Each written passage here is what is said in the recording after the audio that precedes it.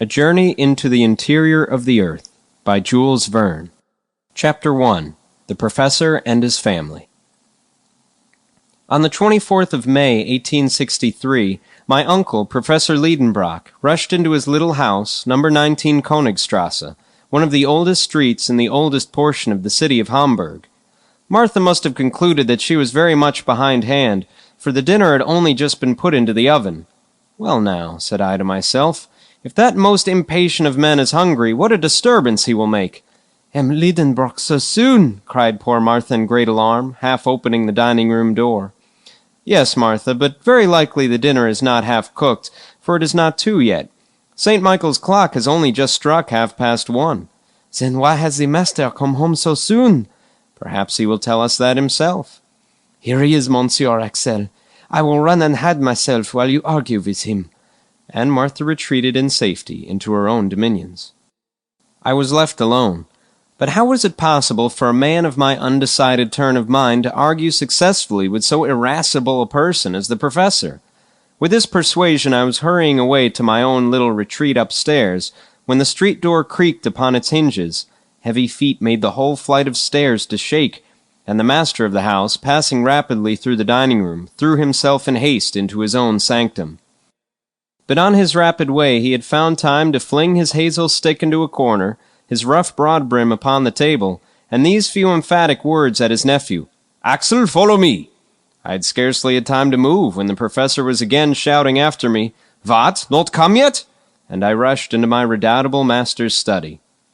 Otto Liedenbrock had no mischief in him, I willingly allow that, but unless he very considerably changes as he grows older, at the end he will be a most original character.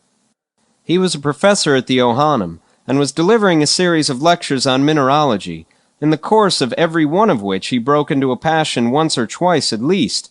Not at all that he was over-anxious about the improvement of his class, or about the degree of attention with which they listened to him, or the success which might eventually crown his labors. Such little matters of detail never troubled him much. His teaching was, as the German philosophy calls it, subjective. It was to benefit himself, not others. He was a learned egotist. He was a well of science, and the pulleys worked uneasily when you wanted to draw anything out of it. In a word, he was a learned miser. Germany has not a few professors of this sort. To his misfortune, my uncle was not gifted with the sufficiently rapid utterance, not, to be sure, when he was talking at home, but certainly in his public delivery. This is a want much to be deplored in a speaker. The fact is that during the course of his lectures at the Johannæum, the professor often came to a complete standstill. He fought with willful words that refused to pass his struggling lips, such words as resist and distend the cheeks, and at last break out into the unasked-for shape of a round and most unscientific oath. Then his fury would gradually abate. Now, in mineralogy there are many half-Greek and half-Latin terms, very hard to articulate, and which would be most trying to a poet's measures. I don't wish to say a word against so respectable a science, far be that from me. True, in the august presence of rhombohedral crystals, retinasphaltic resins, gelanites, faceites, molybdenites, tungstates of manganese, and titanite of zirconium, why, the most facile of tongues may make a slip now and then. It therefore happened that this venial fault of my uncle's came to be pretty well understood in time, and an unfair advantage was taken of it. The students laid wait for him in dangerous places, and when he began to stumble, loud was the laughter, which is not in good taste, not even in Germans. And if there was always a full audience to honor the Liedenbrock courses, I should be sorry to conjecture how many came to make merry at my uncle's expense. Nevertheless, my good uncle was a man of deep learning, a fact I am most anxious to assert and reassert. Sometimes he might irretrievably injure a specimen by his too great ardor in handling it, but still he united the genius of a true geologist with the keen eye of the mineralogist. Armed with his hammer, his steel pointer, his magnetic needles, his blowpipe, and his bottle of nitric acid, he was a powerful man of science. He would refer any mineral to its proper place among the 600 elementary substances now enumerated, by its fracture, its appearance, its hardness, its fusibility, its sonorousness, its smell, and its taste. The name of Liedenbrock was honorably mentioned in colleges and learned societies.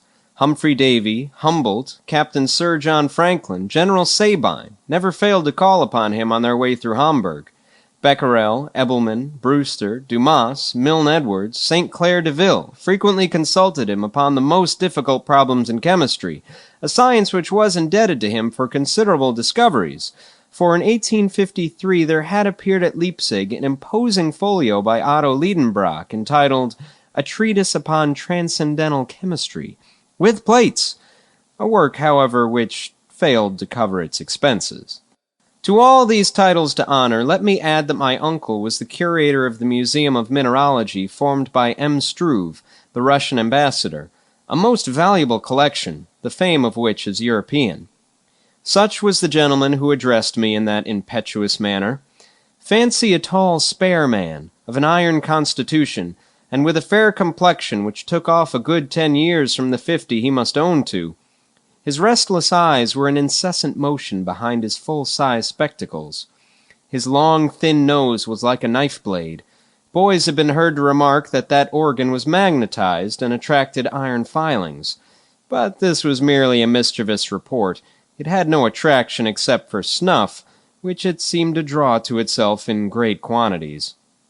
When I have added, to complete my portrait, that my uncle walked by mathematical strides of 1.5 yards, and that in walking he kept his fists firmly closed, a sure sign of an irritable temperament, I think I shall have said enough to disenchant anyone who should by mistake have coveted much of his company. He lived in his own little house in Königstrasse, a structure half brick and half wood, with a gable cut into steps. It looked upon one of those winding canals which intersect each other in the middle of the ancient quarter of Hamburg, and which the great fire of 1842 had fortunately spared. It is true that the old house stood slightly off the perpendicular, and bulged out a little towards the street. Its roof sloped a little to one side, like the cap over the left ear of a Tugendbund student. Its lines wanted accuracy, but, after all, it stood firm, thanks to an old elm which buttressed it in the front, and which often in spring sent its young sprays through the window panes. My uncle was tolerably well off for a German professor.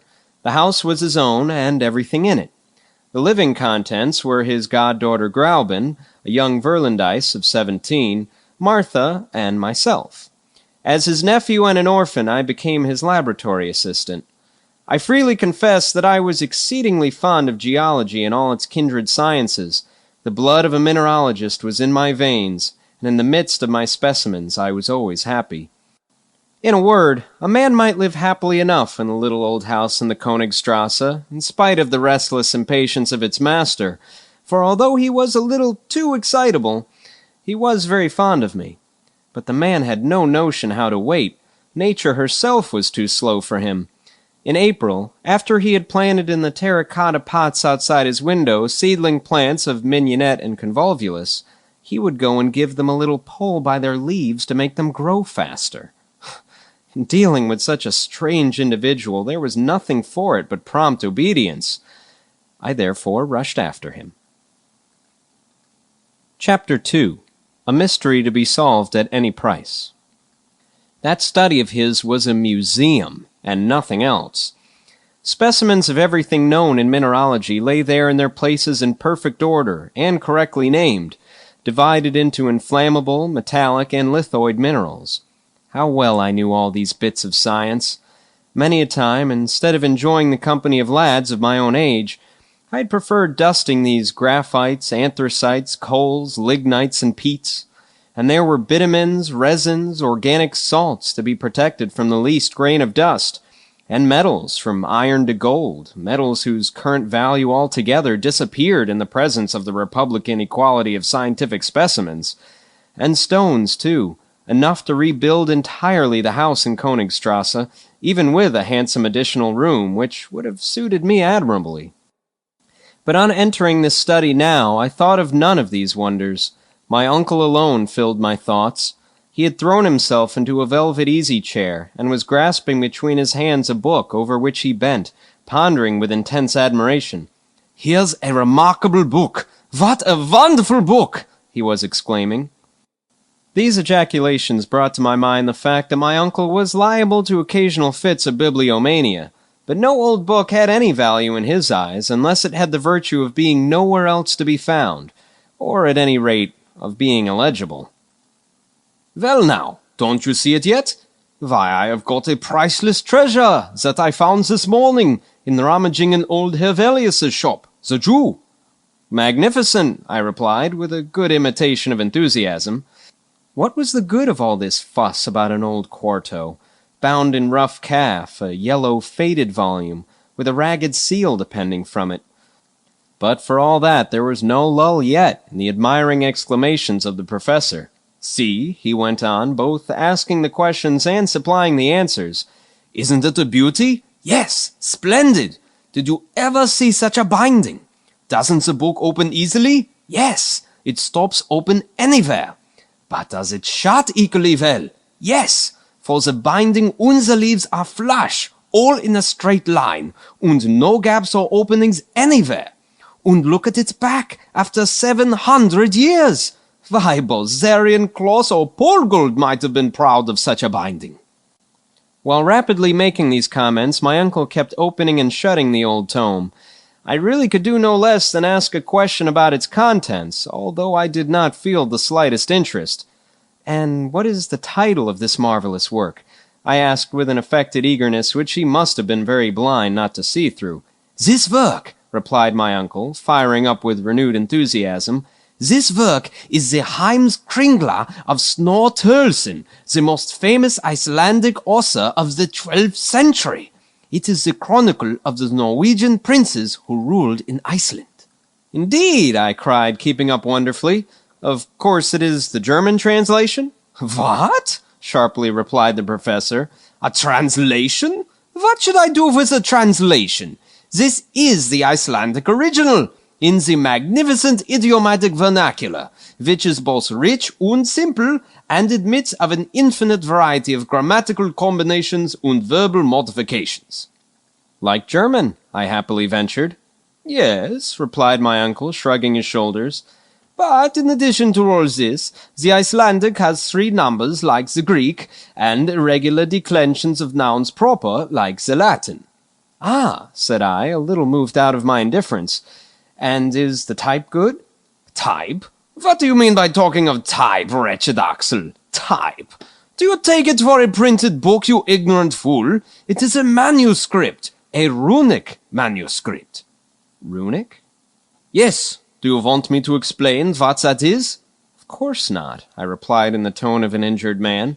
But my uncle persevered, and told me, against my will, of many things I cared nothing about. Runic characters were in use in Iceland in former ages. They were invented, it is said, by Odin himself. Look there and wonder, impious young man, and admire these letters, the invention of the Scandinavian god." Well, well. Not knowing what to say, I was going to prostrate myself before this wonderful book, a way of answering equally pleasing to gods and kings, and which has the advantage of never giving them any embarrassment, when a little incident happened to divert conversation into another channel. This was the appearance of a dirty slip of parchment, which slipped out of the volume and fell upon the floor. My uncle pounced upon this shred with incredible avidity. An old document, enclosed in immemorial time within the folds of this old book, had for him an immeasurable value. "What's this?" he cried, and he laid out upon the table a piece of parchment 5 inches by 3, and along which were traced certain mysterious characters. Here is the exact facsimile. I think it important to let these strange signs be publicly known, for they were the means of drawing on Professor Liedenbrock and his nephew to undertake the most wonderful expedition of the 19th century. Runic glyphs occur here. The professor mused a few moments over this series of characters, then raising his spectacles he pronounced, "These are runic letters. They are exactly like those of the manuscript of Snorre Turlson. But what on earth is their meaning?" Runic letters appearing to my mind to be an invention of the learned to mystify this poor world, I was not sorry to see my uncle suffering the pangs of mystification. At least, so it seemed to me, judging from his fingers, which were beginning to work with terrible energy. "It is certainly old Icelandic," he muttered between his teeth, and Professor Liedenbrock must have known, for he was acknowledged to be quite a polyglot. Not that he could speak fluently in the 2,000 languages and 12,000 dialects which are spoken on the earth, but he at least knew his share of them. So he was going, in the presence of this difficulty, to give way to all the impetuosity of his character, and I was preparing for a violent outbreak, when 2 o'clock struck by the little timepiece over the fireplace. At that moment our good housekeeper Martha opened the study door, saying, "Dinner is ready." I am afraid he sent that soup to where it would boil away to nothing, and Martha took to her heels for safety.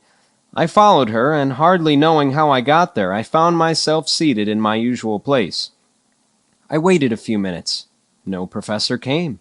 Never within my remembrance had he missed the important ceremonial of dinner. And yet what a good dinner it was! There was parsley soup, an omelette of ham garnished with spiced sorrel, a fillet of veal with compote of prunes, for dessert crystallized fruit, the whole washed down with sweet moselle. All this my uncle was going to sacrifice to a bit of old parchment. As an affectionate and attentive nephew, I considered it my duty to eat for him as well as for myself, which I did conscientiously. "I have never known such a thing," said Martha. "Liedenbrock is not at table." "Who could have believed it?" I said, with my mouth full.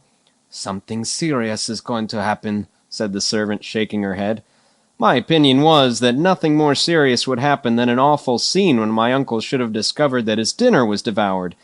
I'd come to the last of the fruit when a very loud voice tore me away from the pleasures of my dessert. With one spring I bounded out of the dining room into the study. Chapter 3.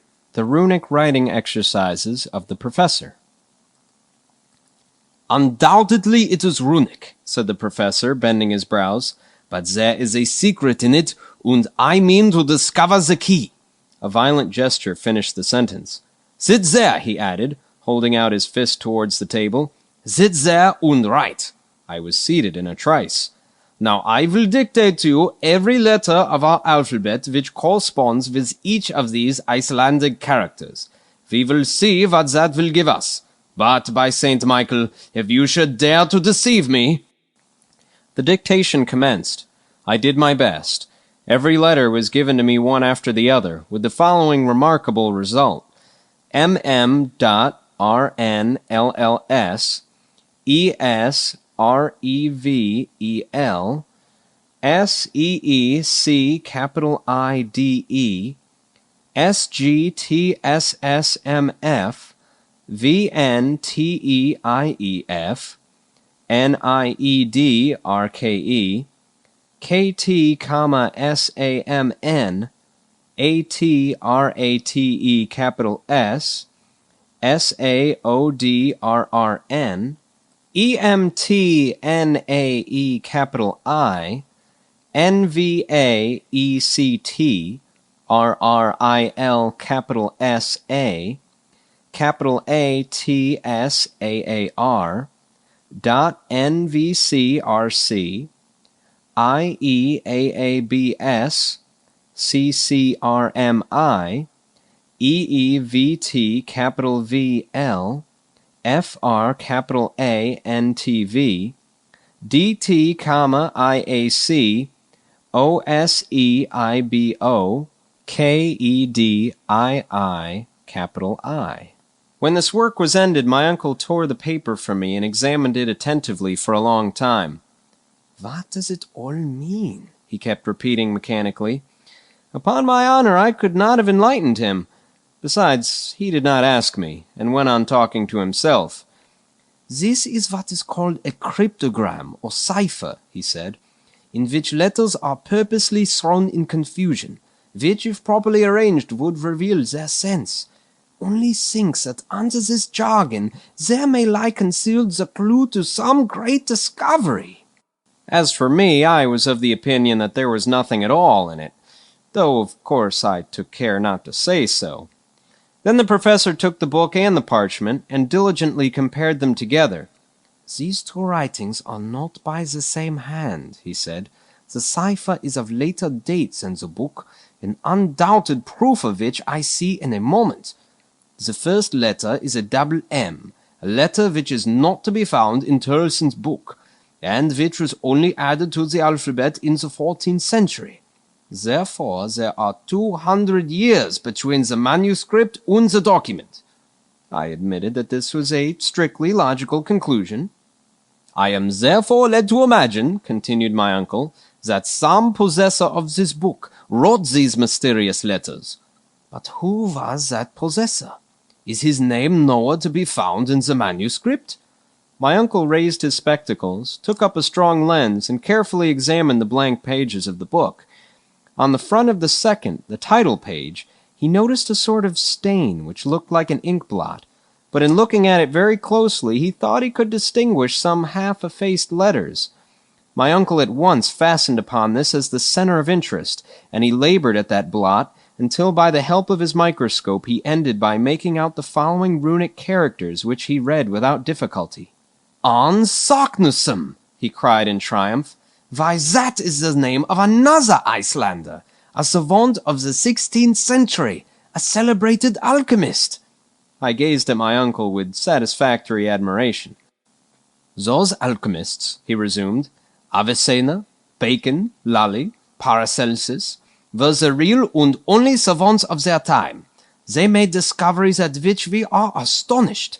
Has not this Saknussemm concealed under his cryptogram some surprising invention? It is so. It must be so." The professor's imagination took fire at this hypothesis. "No doubt," I ventured to reply. "But what interest would he have in thus hiding so marvelous a discovery?" Why? How can I tell? Did not Galileo do the same by Saturn? We shall see. I will get at the secret of this document, and I will neither sleep nor eat until I have found it out." My comment on this was a half-suppressed, "Oh." "Nor you either, Axel," he added. "The deuce," said I to myself. "Then it is lucky I have eaten 2 dinners today. First of all, we must find out the key to this cipher. That cannot be difficult." At these words I quickly raised my head, but my uncle went on soliloquizing. "There's nothing easier. In this document there are 132 letters, viz. 77 consonants and 55 vowels. This is the proportion found in southern languages, whilst northern tongues are much richer in consonants. Therefore, this is in a southern language." These were very fair conclusions, I thought. But what language is it? Here I looked for a display of learning, but I met instead with profound analysis. "This Saknussemm," he went on, "was a very well-informed man.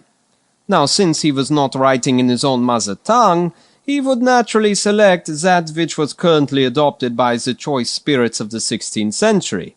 I mean Latin. If I am mistaken, I can but try Spanish, French, Italian, Greek, or Hebrew. But the savants of the 16th century generally wrote in Latin. I am therefore entitled to pronounce this, a priori, to be Latin. It is Latin." "Yes, it is Latin," my uncle went on, "but it is Latin confused and in disorder, perturbata seu in ordinata, as Euclid has it." Very well, thought I. If you can bring order out of that confusion, my dear uncle, you are a clever man. "Let us examine carefully," said he again, taking up the leaf upon which I had written. "Here is a series of 132 letters in apparent disorder.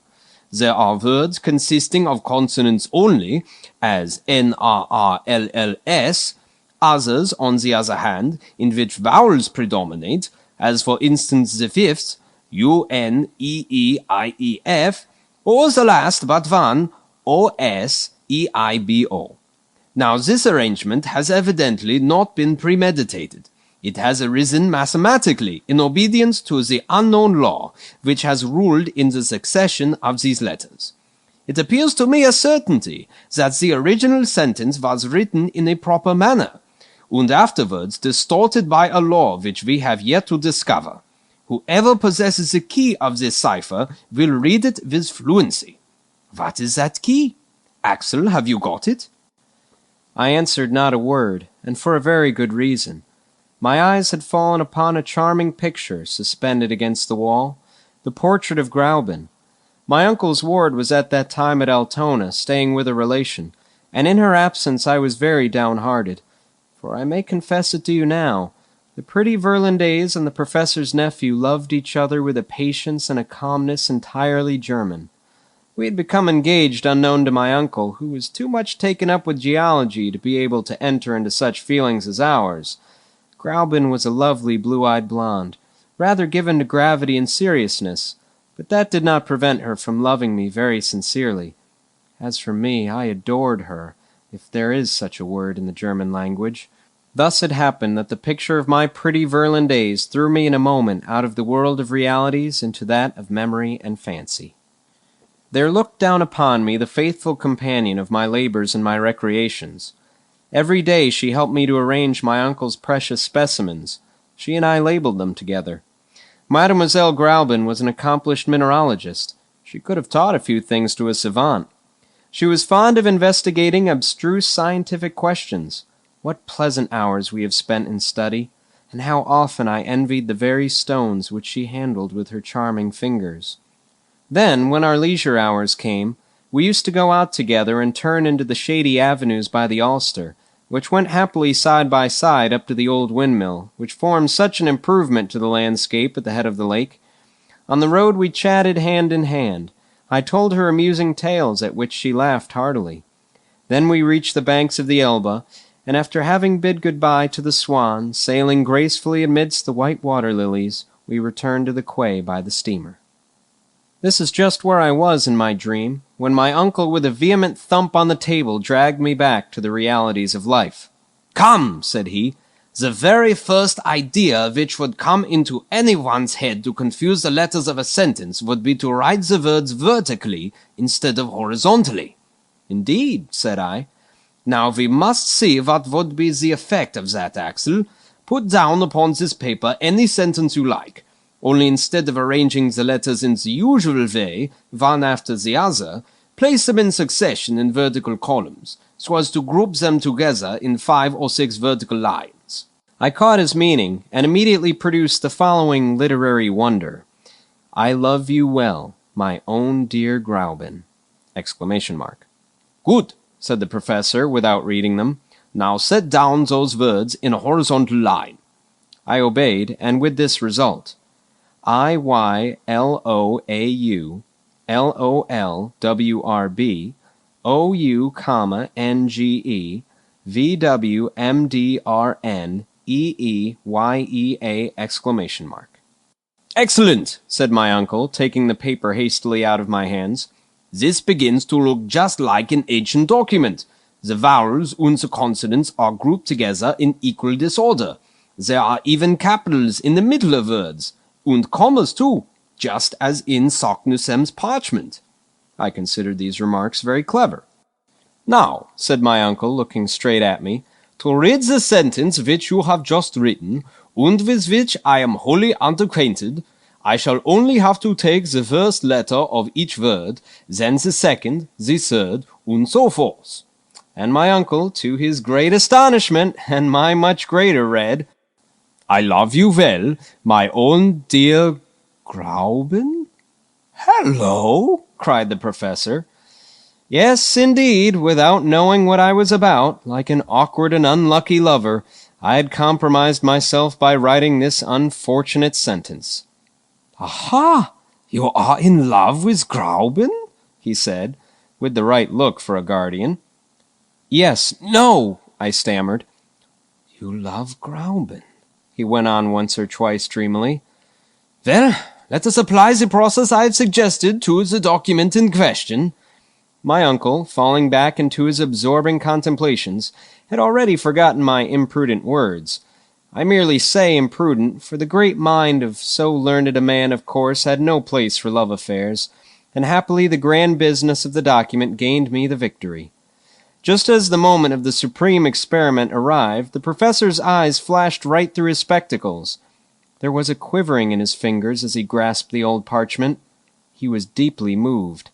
At last he gave a preliminary cough, and with profound gravity, Naming in succession the first, then the second letter of each word, he dictated me the following: MMESSVNKA, capital SENRA, period, ICEFDO, capital K, period, SEGNITTAMVRTN, ECERTSERRETTE, comma, ROTAISA, DVA, comma, EDNECSEDSADNE,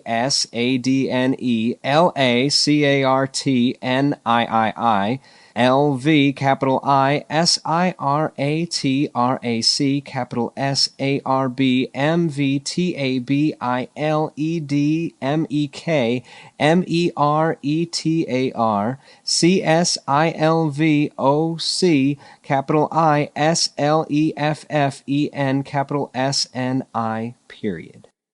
I confess I felt considerably excited in coming to the end. These letters named, one at a time, had carried no sense to my mind.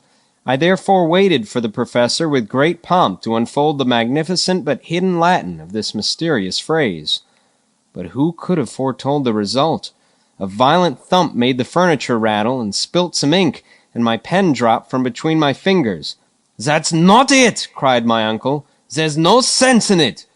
Then darting out like a shot, bowling downstairs like an avalanche, he rushed into the Königstrasse and fled. End of chapter 3.